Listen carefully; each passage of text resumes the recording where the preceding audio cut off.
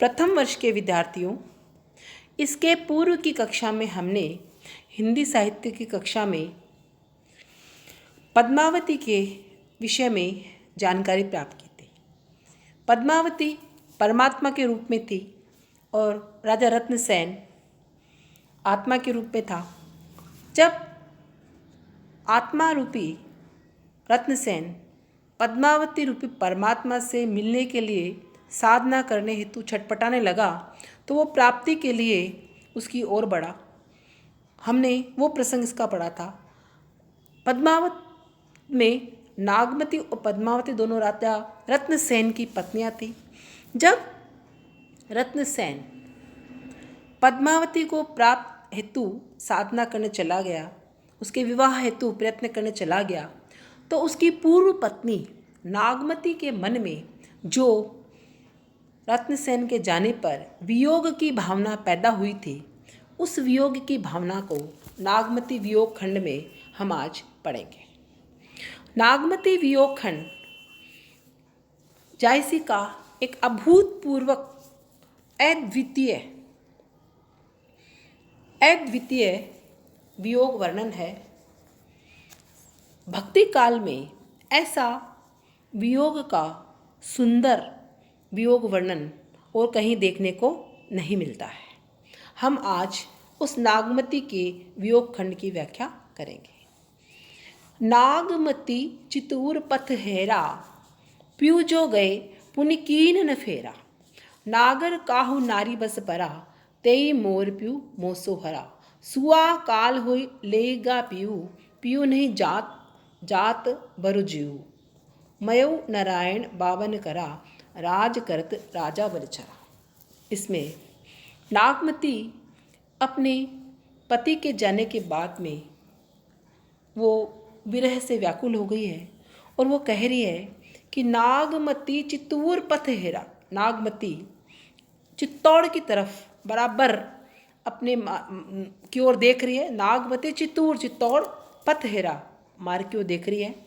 पियू जो गए, क्योंकि उस मार्ग की ओर जब से उसके प्रियतम गए हैं, रत्नसेन गए हैं, पुनिकीन न फेरा, वो फिर कर लौट कर वापस नहीं आए हैं। इसलिए नागमती उसी मार्ग की ओर बराबर देखे जा रही है जिस मार्ग की ओर रत्नसेन गए थे, क्योंकि रत्नसेन जब से गए हैं तब से पुनः लौट कर नहीं आए हैं।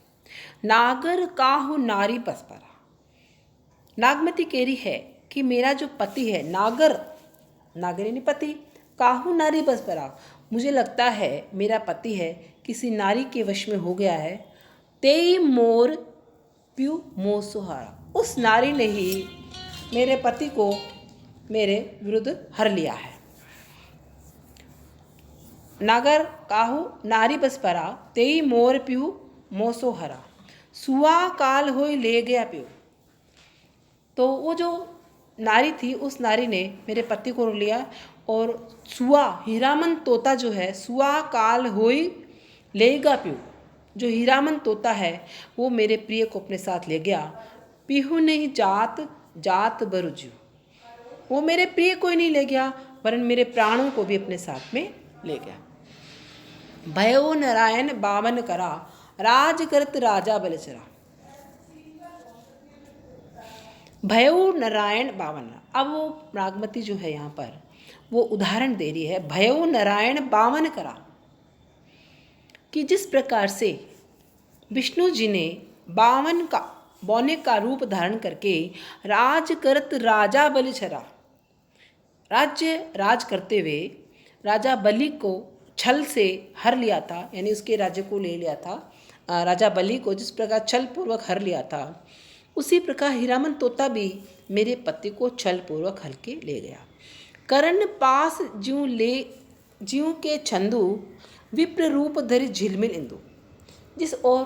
जिस प्रकार से कर्ण कुंती पुत्र कर्ण के पास से छद्म वेश में और इंद्र ने छद्म मतलब विप्र का रूप धारण करके छद्म वेश में कर्ण से अपने कुंडल ले लिए थे। मानत भोग गोपीचंद बागी, और जिस प्रकार से राजा गोपीचंद जो भोग विलास में लीन रहता था, लई अप्सरा जलंधर जोगी, उसको योगी जालंधर ने अपने साथ ले गया था। लेगा कृष्ण ही गरुड़ अलोपी, और जिस प्रकार से कृष्ण को गरुड़ अलोपी, गरुड़ यानी वो अक्रूर जी अपने साथ ले गए थे। कठिन विछोह जिये किम गोपी, और इतना कठिन उनका विरह हो गया था, बिछोह हो गया था कि गोपियाँ किस प्रकार जिंदा रह सकती है। उसी प्रकार नागमती इन चारों के उदाहरण देके कि नारायण यानी विष्णु भगवान जिस प्रकार से वामन का वेश धारण करके उनका राजपाट और सब कुछ हल्के उसको पाताल लोक में भेज दिया था, और जिस प्रकार से कर्ण से उन्होंने इंद्र ने कर्ण से ब्राह्मण का वेश धारण करके जैसे अब कवच कुंडल लेके उसके साथ छल किया था, और राजा गोपीचंद जो 24 घंटे भोग विलास में लीन रहता था, उस राजा गोपीचंद को भी भोग विलास में लीन रहने के कारण से ये जालंधर योगी ने छल पूर्वक हल ले लिया था, और कृष्ण को भी अक्रूर जी छल पूर्वक गोपियों के पास से ले गए थे, और उनका गोपियों का योग वर्णन बहुत मुश्किल हो गया था। उसी प्रकार से हीरामन तोता भी मेरे पति राजा रत्नसेन को अपने साथ में छल पूर्वक ले गया। उसके जाने से मैं अपने प्रिय के बिना रह नहीं सकती, और जात बहु जीरू, मैं किस प्रकार से जिंदा रहूं मुझे समझ में नहीं आ रहा है। सारस जोरी कौन हरा मार व्याधा लीन, झुर झुर पिंजर हो बई विरह काल मोहि दे। सारस जोड़ी, जिस प्रकार से सारस पक्षी होता है हमेशा जोड़ी में रहता है, तो मेरी और मेरे पति की जोड़ी सारस की जोड़ी के समान था। और कोई व्याधा व्याघ्र जो शिकारी है उसमें से एक को मार देता है तो वो जिंदा किस प्रकार रह सकती है, झुरी झुरी पिंजर हो गई। उसी प्रकार मैं भी, मेरा शरीर भी अपने प्रियो के वियोग में झुर झुर कर यानी सूख सूख कर पिंजरे के समान हो गया।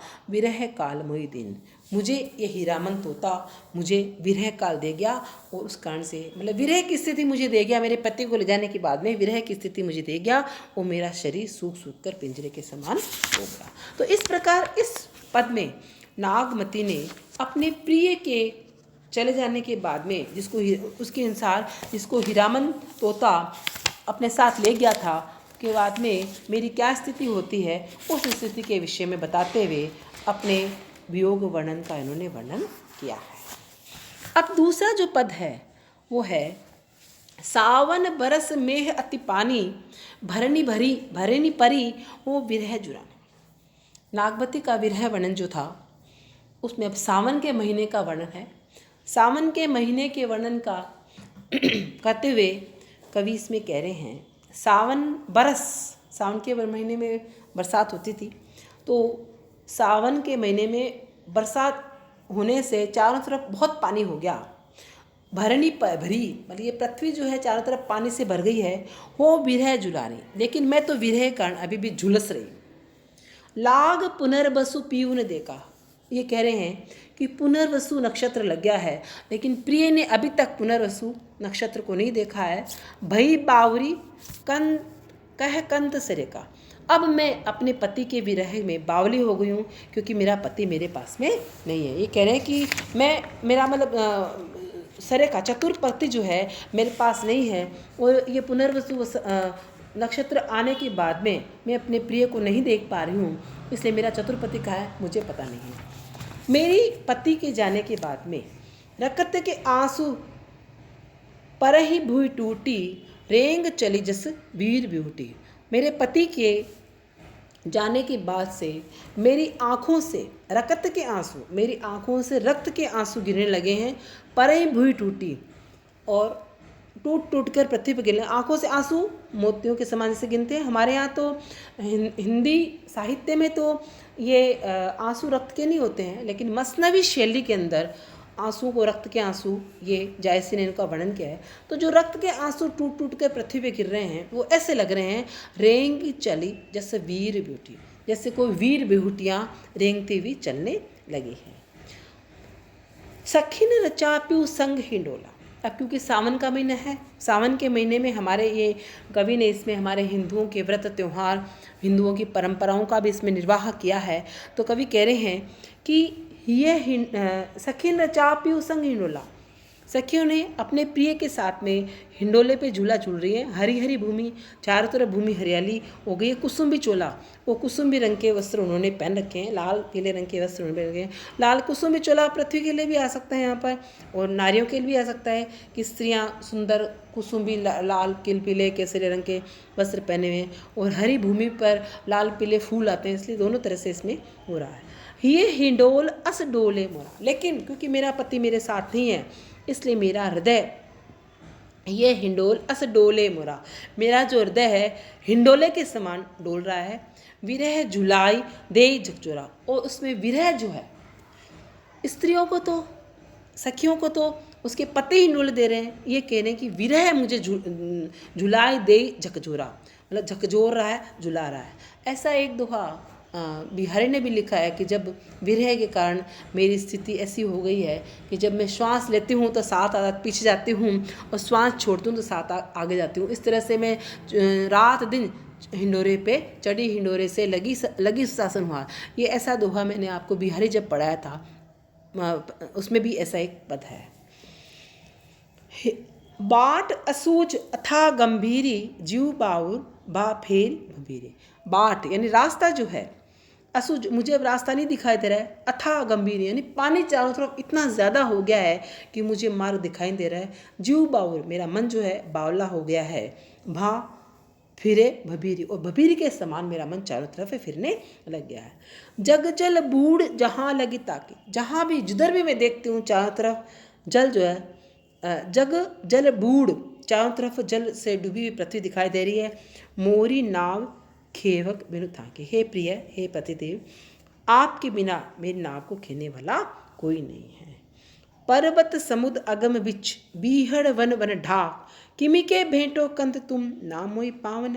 हे पंत, हे कंत, हे पतिदेव, मैं यदि तुम्हारे पास आना भी चाहूँ तो पर्वत समुद्र अगम बिच, पर्वत समुद्र और बड़े कठिन रास्ते मेरे बीच में हैं, बीहड़ वन है और वन ढाक हैं, बहुत ज़्यादा ऐसे मार्ग में मेरे बाधाएं हैं। किमि के भेंटो कन तुम, हे प्रियतम तुम मुझे बताओ कि मैं तुमसे किस तरह से भेंट करूं। ना मोई पाँव न पाँख, मेरे नाव तो मेरे पास पाँव हैं, ना मेरे पास पंख है। मतलब वो अपने आप को पति के वियोग में नागमती इतनी ज़्यादा अशक्त हो गई है। पंख तो खैर स्त्रियों के नहीं होते हैं, लेकिन पैर तो होते हैं। लेकिन कह रही है कि आपके वियोग ने मैं शारीरिक रूप से भी इतनी विकलांग हो गई हूँ कि मेरे में पाँव भी नहीं रहे हैं। इस तरह से यह है सावन के महीने का, सावन में वर्षा का मैंने जो व्याख्या खंड आपको बताया है। ये दो महत्वपूर्ण व्याख्याएं हैं। बाकी दोहे तो इसमें, पद तो इसके अंदर 10 हैं, लेकिन जो मुख्य मुख्य पद हैं मैंने आपको इसमें बताया है। और इस तरह से आपका आज जायसी का खंड पूर्ण रूप से कंप्लीट हो चुका है। आप लोग उसको पढ़िएगा, वो पढ़कर जो चीज़ समझ में नहीं आए आप मुझसे लिखित में पूछ सकते हैं। धन्यवाद।